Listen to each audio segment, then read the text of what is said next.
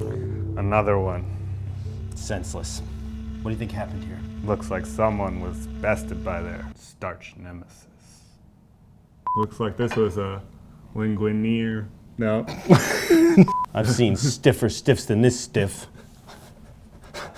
Rigor, Tony. I think this pasta's best to its prime.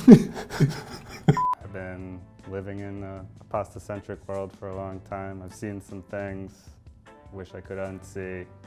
A lot of pasta crimes.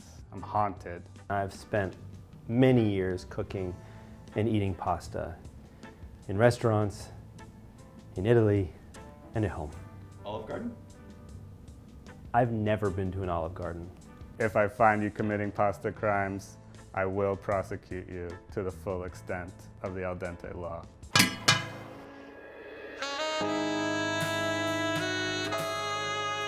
Pouring olive oil into pasta water. Why do people do it? I don't really know. Putting oil in your pasta water is the kind of crap that people were writing about in like 1963 when, you know, Americans like first started to think they were learning about pasta, and God knows where they learned about it. Actually, it's James Beard. I'm calling you out, James Beard. I saw it in the James Beard pasta book. You planted that seed, James Beard. You may be the father of American gastronomy, but you're gonna own your mistakes too. All you get is a nice slick oil surface on the top of your pasta water, and you're wasting good olive oil. Don't do it, don't need it.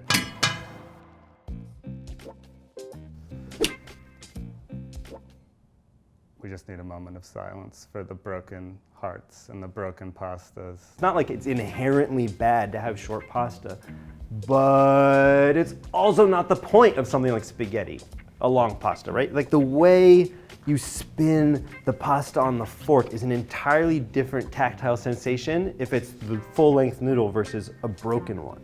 Give the pasta 10, 15 seconds, 20 tops. That's all you need.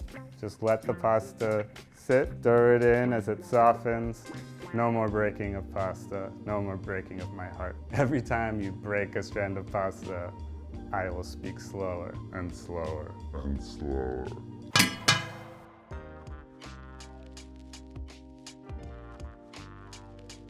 People pre-cook the pasta too far in advance, then they strain it, they rinse it, and then they let it sit. No. No, no, no, no, no, no, no, no, no, no, no, no. Rinsing pasta, there's no bigger crime than rinsing off that beautiful, starchy exterior of pasta, that clinginess that will get the sauce to stick to your noodles. You know what they do in Italy is they say, butta la pasta, it means throw the pasta. It's like when you're in the house and it's almost dinner time, it's like the call that echoes through the house, and it's essentially everyone being like, yes, it's time to eat. It is time to throw the pasta. That's what it means, butta la pasta. Throw the pasta. Throw the pasta in the pot because my butt's gonna be in the seat in the time it takes for that pasta to cook, and we can sit down to eat. It's just so nice when the noodles are glazed in sauce. Restrain yourself from straining it. I often just use some tongs. It doesn't take that much effort. But if you must, use a colander and have a bowl sitting underneath it to collect that beautiful starchy pasta water, and make sure that you save some for building your beautiful sauce.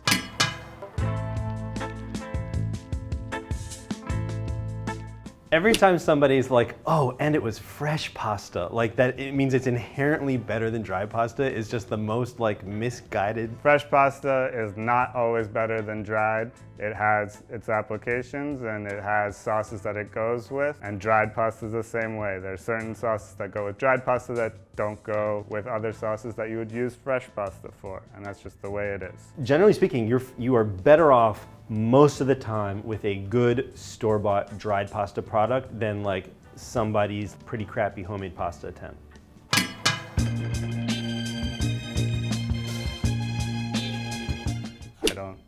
I can't even speak of this evil.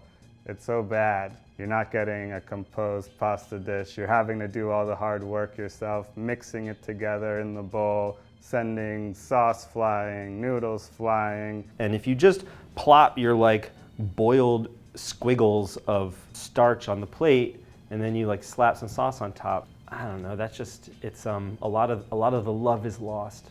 And they will never truly stick together as one. They need to get to know each other, they need to get acquainted, they need to spend some time together before they commit to a life in the bowl.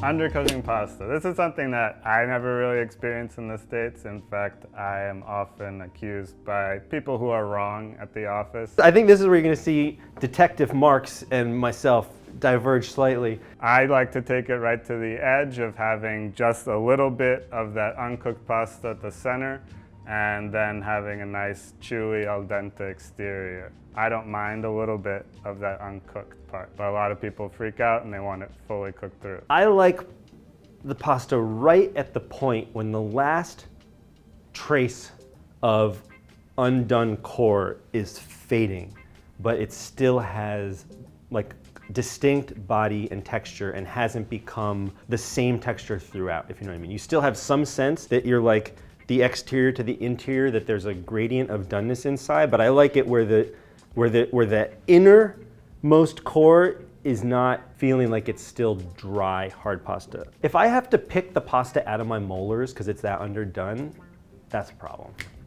Don't worry too much about undercooking pasta because you'll know it just won't be pleasant to eat, but don't take it too far beyond that because there's nothing worse than overcooked pasta.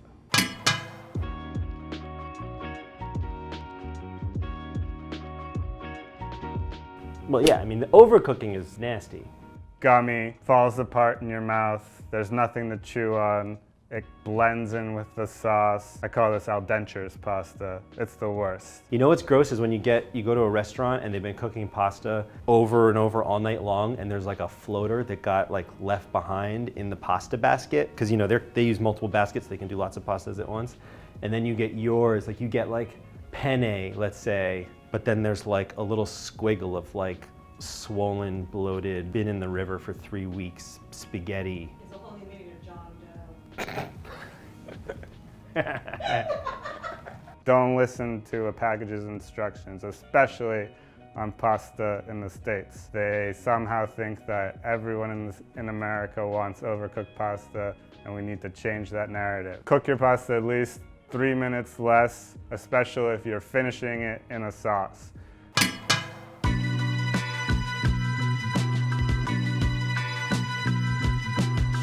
I should have looked at an ingredients list before I did this. It's like sawdust. What do they put in that? Oh, it is. It's literally sawdust. It's literally sawdust. It's got cellulose powder in it to prevent it from caking. Yeah, I mean, of course there's gonna be an anti-caking agent in there. It's like moon dust on your pasta. That's what it's like. Your standards have dropped to the level of astronauts in space. I will give a pass to anyone on the International Space Station using like pre-grated cheese on their food. They can do it. Maybe someone living on a submarine, but nobody else. There's no excuse, there's no excuse. Even high quality Parmigiano Reggiano, if you grate it, put it in a container, let it sit for a few days in the fridge, it's picking up that fridge flavor, the flavor of the plastic container that it's sitting in. You're really losing out if you're using pre-grated cheese. Stop doing it.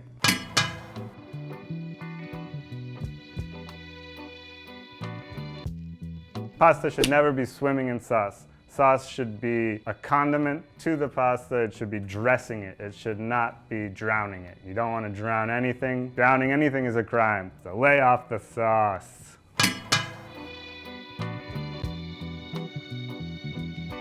You're cooking pasta. You dump it into your boiling water and you just think, okay, I'm all set. Boil for 10 minutes, I walk away, and then you come back. And what do you have? Well, you get a true starchberg, don't you? Clumped up, stuck together mess. You ever get like that wad of spaghetti, like that log of spaghetti that has fused together? That is some nasty, nasty shit right there. The critical thing is you get the pasta in the water, you need to give it a stir. Those first minutes are critical. All you need to do is stand over your nicely salted pasta water that you've dumped the pasta into, stir it for the first 30 seconds, 45 seconds, and you won't have any stickage, you won't have any clumping, and you'll be good to go.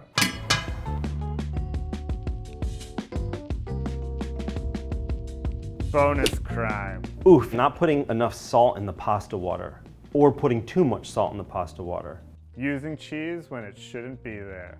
Generally speaking, if you've got shellfish and pasta, you're not adding cheese. It just doesn't go. In Italy, they'll say, non ci va. Don't be a cheese monster. One-pot pastas are f***ed up. The whole thing with pasta is it's like perfectly, it's so easy to control if you just stick to the basic method. To try to like do this, like everything happens in the pot from the beginning, it opens so many doors for things to go wrong and for you to end up with something that didn't need to be as crappy as it was. What's easier is cleaning a second pot. Caroline.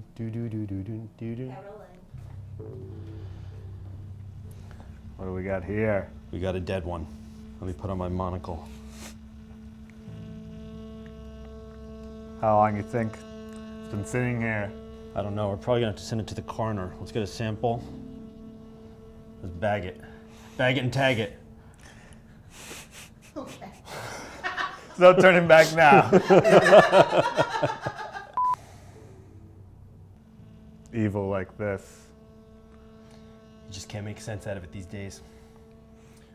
What do you think happened?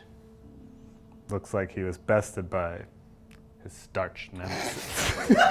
There's no way. There's no way. What do you make of this sauce splatter?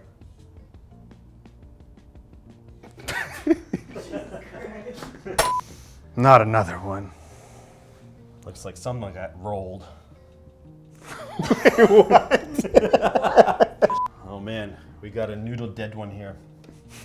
It's been here so long it's linguine in the face. It doesn't even make sense. This is one twisted sick son of a bitch we're dealing with, Gritzer. You think it was a patsy or a pasty? Just stop laughing, then we can go. Keep going. Saw this once when I was a rookie. Your words. Didn't you like go to an acting school? Look at the sauce splatter on this one. It's leaking bodily fluids. What? The key is to have it be like, as if you were talking about it, but it's sauce. Then you should say it's leaking bodily fluid.